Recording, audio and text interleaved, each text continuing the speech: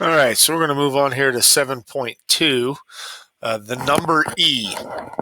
And no, I didn't mispronounce that. It is the number E, which is a special number kind of like pi. It stands for, as you can see down there at the bottom, 2.71828. It's an irrational number, but it is a number. It's not a letter. So we've got to now look at. I know I've taught you an imaginary number this year. Now we're talking about the number E. So it's called the natural base, and we're going to talk about that quite a bit as we move into logarithms here. So because we'll have something called a natural log. It's called Euler's number. I know it looks like Euler's number, but it's Euler's number because he is the mathematician that came to the discovery of this number. And again, it's as we do this, we found that it continues to go to 2.71828. And those dots are there because it goes on forever and ever and doesn't repeat. And it's a continuous number. So we're going to do quite a few different things with this. In this section, the first thing that we're going to do is use our calculator. So hopefully you have a calculator and are able to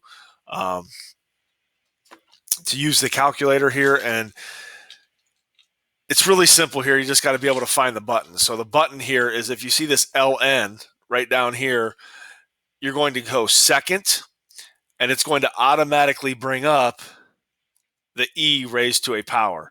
So this is E raised to the fourth power. So I'm going to put a 4 here, and I'm going to hit equals, and you're going to notice that the answer has quite a few decimal points. That's because it's irrational. And what it's really doing is taking 2.718, multiplying it by itself 4 times. Okay, so we will put 54.598 on as the answer, 54.598. And I think if I only have you round to 2 places, just make sure you pay attention to the directions. But same thing, just using a calculator here, we're going to go E to the 0.6 power. And again, you can close the parentheses. You don't have to. It's going to give you 1.822. Just using the calculator, make sure you enter everything into the calculator correct. Negative 3 over 8. Okay, E to the 0.5. So E to the 0.5 power. And that equals a negative 0.618.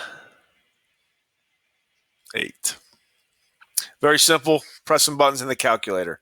The next thing that we're going to take a look at for the number E is using exponent rules. And our exponent rules are the same exact thing as if this were a variable, even though it is a constant. So when you have the same base and you're multiplying, you add the exponents.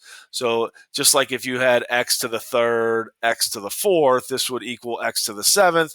This is going to be the same thing as e to the seventh. Okay, and if they wanted you to actually solve it, then you would plug that in the calculator and do that. So again, here we got division. Well, what do you do when you divide 2 numbers? You simply divide. So 10 divided by 5 is 2. E to the third over e to the second power is e to the first because we subtract. Here, we're going to distribute that to every single exponent.